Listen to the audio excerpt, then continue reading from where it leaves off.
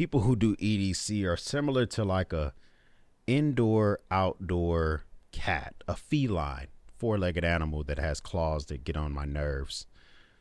They think they want to be outside. The grass seems greener on the other side. You let them out in the mornings. They come back in the evenings. Their hair's all frayed. They've been kicked by a couple of people, and they're also missing a paw. They thought they had everything they needed for the day, and they were fully prepared. That doesn't mean if 10 of you peasants comes to me trying to figure out if you're fully prepared, I won't answer your questions.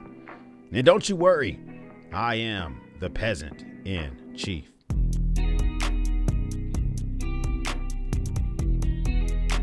All right, so the first one that we have here is Swinger 1980.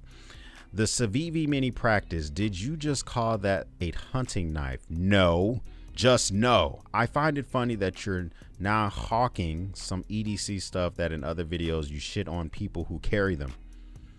I'm glad we're starting off on a positive note today.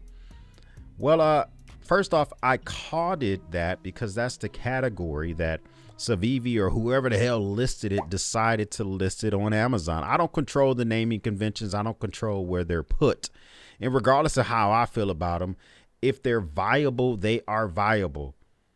If they're usable, they are usable. If I don't carry the shit and I shit on you for carrying it, it doesn't matter, man. You carry whatever the hell you want to. I also shit on people who drive $200,000 cars. But if you want one, then go ahead and get one. So do me a favor, put your skirt down. Go pound sand. If this makes your skirt blow up like Marilyn Monroe, then buy it. Grab it. Feel free to scoop it up, Swearinger 1980, or you can just continue to troll. It doesn't matter to me because you're not going to get my panties in a bunch. Apparently, I have become a bee in your bonnet, or I have your, I kind of just got you all revved up, and I'm not quite sure why. Sir, it's okay. I'm glad that you check out the content. Stay here. Stay in the battalion because I need detractors just like you. They get the motor going. They get the boat going. Okay. Next question here is from Serene. He says, or she says, I have emergency blankets and Mylar lined ponchos for the rain and the cold. Do you have experience with those? Are they good enough or are they crap? I was wondering if I should get a wool blanket to complement those items depending on the situation. My experience with emergency blankets and Mylar lined blankets is that they're really good in emergencies. You get in a car accident, you need to have a emergency blanket or one of those a Mylar lined blanket around you for 45 minutes to an hour while the police is cleaning up the scene, or while you're trying not to go into shock, or if you're just trying to calm yourself down. That's how I use those. My favorite brand for those blankets is Endure with no E, ENDUR. They make some fantastic emergency blankets. They're really, really big. So I'm 6'2". Basically, if I'm kind of down in a cradle position, it can engulf my entire body. They don't rip when you manipulate them. They hold heat really, really well. So I would avoid like no name knockoff versions of those. But to your point, this video is my truck EDC 10 everyday carry in emergency gear items to add. Now, I would get a wool blanket. Okay. Even if you can't afford it, 100% wool, 70% wool blanket with a polyester blend or something like that, because it's reusable. You can wash it. If you need to use it for a very long amount of time and you fall asleep and you were to stretch your legs out, let's say you got some freaking crusty ass, nasty ass balls of your feet, or the heels of your feet are ready to cut some concrete, that might cut right through your emergency blanket. But if you got a nice wool blanket that can handle that type of stuff, then you're going to be okay. So just grab a wool blanket, use the link in that description, and go ahead and snatch that shit up. Next one here is from Bill Van. Bill says, good for you. I don't do Instagram, but your stuff is on my YouTube. Even though I'm not subscribed, I'm not a signer upper. What? Your stuff is on my YouTube. I guess you use YouTube a lot and it just keeps recommending me. But why don't you listen? If you don't want to join the battalion, that's fine. Okay. Subscribers don't matter in the world of YouTube. What really matters is viewership. If you're viewing, I appreciate that. Stay, pull up a chair. Okay. Grab a cigar, grab a goddamn bourbon or a freaking natty ice, whatever you drink, and stay for a while. Okay. I would appreciate that. That video was in regards to my is Instagram shadow banning everyday carry content. It seemed to be that people kind of had their panties in a bunch, because if you were posting boomstick content, or specifically for us, knife, pry bar related content, it was getting banned. It wasn't getting shown to anybody that was not subscribed to your channel. So if you had 200 subscribers, you were trying to expand, you're trying to show more people your stuff, and you decide, I'm going to start posting knife photos every single day. Well, they were banning that content. You had to appeal every single one. I did a video on how to get over it and how to fix it, and Meta was aware of it. It's not that big of a deal, but just in case, go check that video out. Next one here. This is from Ironman 2326. Would you recommend the Benchmade Mini Adamas or Griptilian over the Bug Out for EDC? I have those two and have been considering buying the Bug Out, but if the Griptilian or Mini Adamas are better, I'll save my money. My recommendation is that the Griptilian has a better blade shape than the Bug Out. The Mini Adamas is awesome, but it really sucks in like shorts or joggers or light pants, or it's heavy. The Bug Out is cool. Okay, I have one right here. The Bug Out is not a horrible, it's not like a disgusting thing to have on the agenda. It's just pricey. I think when it came out at $135 and people were getting it for like $115 pre-sale, that's a great price. If you're buying a Bug Out even nowadays for like $120, that's a decent price.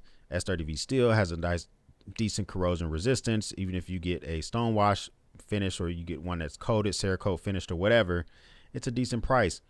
But the price just keeps going up and up and up, and it makes it hard for me to recommend it. If you already have the Griptilian, you have an EDC knife, in my opinion. I like the Mini Griptilian more than Griptilian. It's a little bit, Griptilian is kind of freaking big for me personally, and I like the Mini Freak better than both of them, but the Mini Freak is a pretty penny. I picked up the Mini Griptilian for $89, which is the price it should be.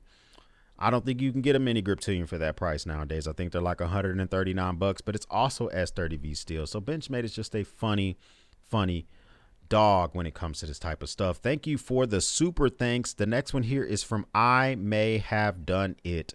Appreciate the $2, my guy. Says, what are your favorite veteran deal websites? So for me, some veteran deal websites that I like Shop My Exchange, I like GovX. If you register with ID Me and you register your military service and stuff like that, they recommend a whole bunch of websites that do veteran discounts. LA Police Gear has fantastic deals. Vertex does a lot of deals. So it's really all about just trying to see if those websites offer it. But if you want to just pin me down for my top three, Shop My Exchange, which is you got to be a veteran or active duty to shop there. GovX, you have to be a first responder or a veteran to shop there. And also being able to actually use LA Police Gear, which is kind of slept on. A lot of people don't talk about that website, but they take a lot of pride in their military discount. They have a lot of military contracts and they really sell some top notch items. And so check them out as well. Next one here is from Pimpin' Imkin, or is it Pimpkin? Listen, my bad. Okay, my bad. Says, been looking for a partially serrated Bug Out. They don't sell that on their website. Is that a knockoff? So they do sell it on the website, but they don't sell it how they sell it for the military bases. So when I bought this, I went to shopmyexchange.com and I just snatched a partially serrated Benchmade Bug Out. Now, they used to sell it on their website just straight up. Just like you can go there, you can buy it. I don't know why they removed it, but I know that if you are a veteran, I don't know if you are or you're not, you can still snatch it up. If you can go to the base website and see if you can buy yourself one, and it's $135, which is a reasonable price for the partially serrated Bug Out. So even if we look here, we see that it is, do they have any left? Do they have any left? Let's see. The pricing's so much better, man. I just think it's so unfair that Benchmade is just going out of control with their pricing when you get away from these regulated websites like the base. The base doesn't let them braise it. So right here, Benchmade Bug Out Combo Edge. If I log in here, it's $135. This is where I bought it, and it's a unique thing because it is literally just comes in a package like this, but it is a legit Benchmade purchase. You can also grab it on Amazon. This is from the Benchmade store. This is shipped and sold by Amazon.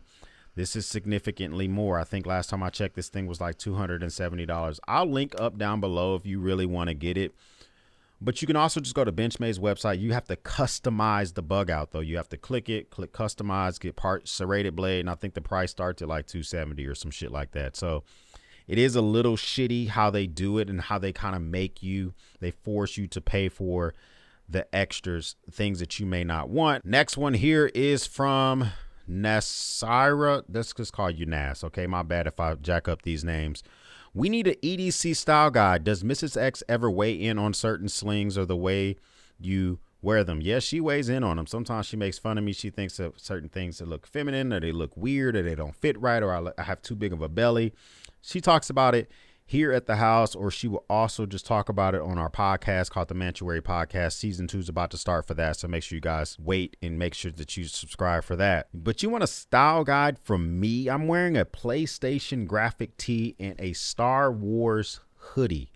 I think I'm the last person that you want a style guide from, because my favorite things to wear other than shit like this is flannel and more graphic tees.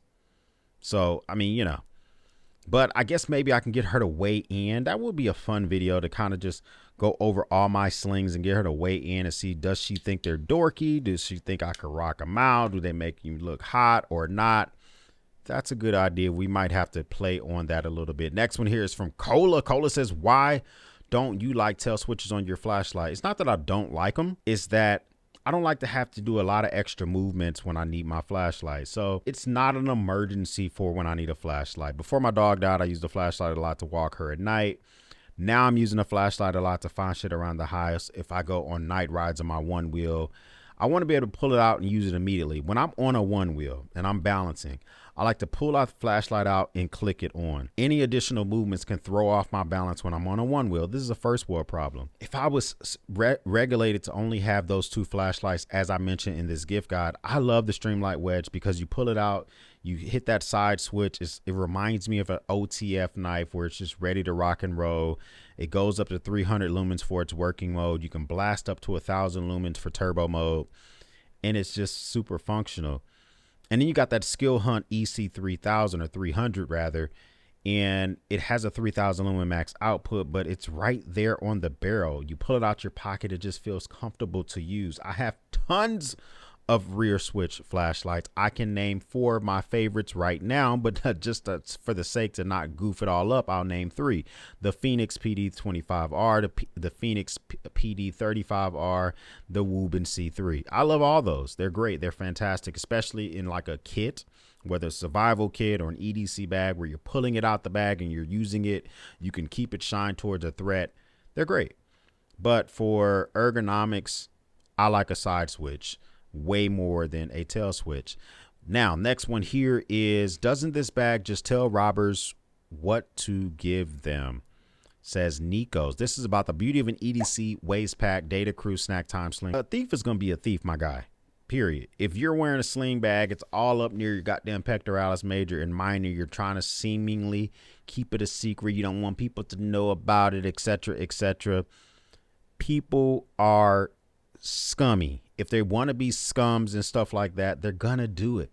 Doesn't matter if it's the data crew, if it's a Tom Talk, if it's Carry Commission, Blue Ridge, Alpaca, Air, Chrome Industries, Nutsack. A thief is gonna be a thief. But does a thief know, oh, that guy has REs on the front? Possibly. It may be more attractive to them, but I would not, you know, I would be cautious about the stuff that you wear, not to stick out like a target. Maybe don't walk around Times Square with this goddamn sling on.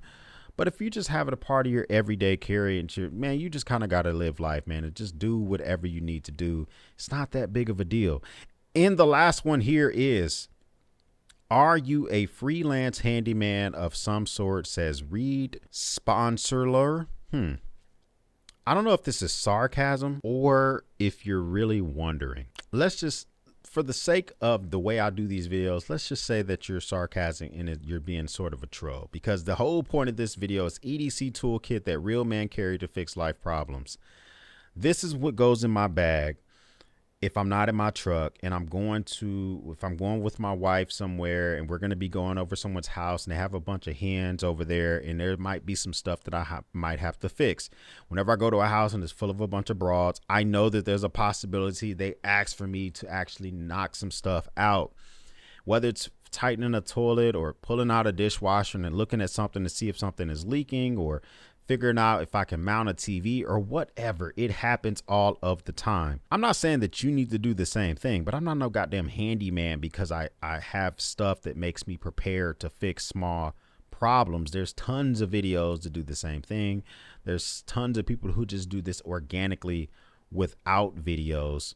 So, you know, just be open to it. Maybe you want to try it yourself, or maybe you just want to continue to troll, and I welcome you to stay here because we need people like you. People like you give me content to make fun of people like you. That makes me feel really good inside. You know, it also makes me feel good inside. You can leave us super thanks, kind of like that fella did earlier. It's right down below near the like button. But you don't have to do that. You don't have to do that. Just hit the like button. We would appreciate that. If this is your first time stopping by, make sure you hit that subscribe button. I would love to have you a part of the battalion. If this is not your first time stopping by, well, you've done what you needed to do. You've done the assignment. Thank you for once again watching me run my grape. For everyone else, we'll speak soon.